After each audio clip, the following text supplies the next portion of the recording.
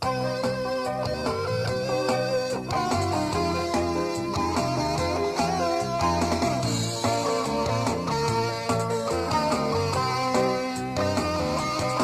hạ cơ lại lệ nga cần lệ bồ tô dòng là tô chim cây bồ than cây này hi ra cùng biết giống hình nai hầu đi là hào hào đi để cùng lắm mà là chim đua đi để một santa để là tôi là hồng hi lâu na pa ko mang kai bo kina u to to dia hong hi lo la pi le pu to sim se ngai dia hong ka hi bo nam to dia nam he la hong ka hi bo ve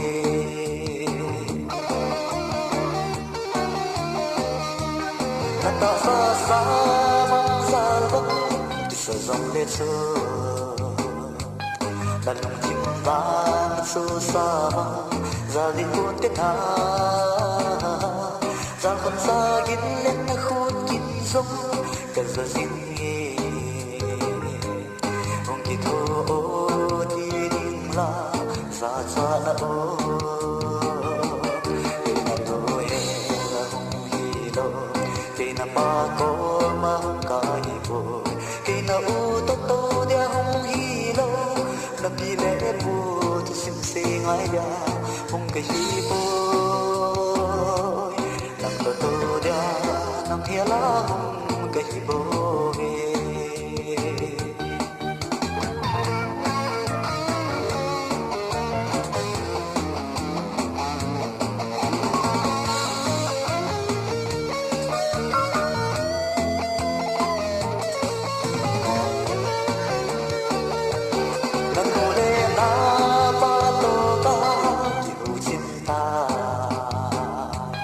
bang poster du si dòng la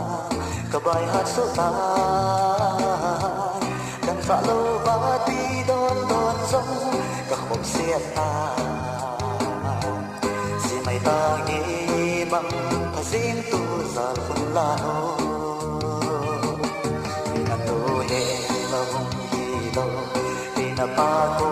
mang kai bo ki na u to to dia hong hi lo la pi le pu tu sim se ngai dia hong ka hi po nam to dia nam he la hong ka hi po ve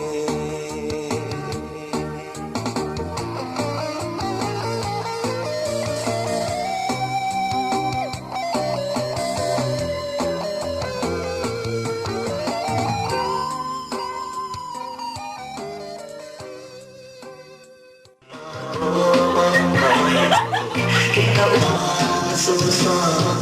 cho kênh Ghiền Mì Gõ để không bỏ lỡ những video hấp dẫn.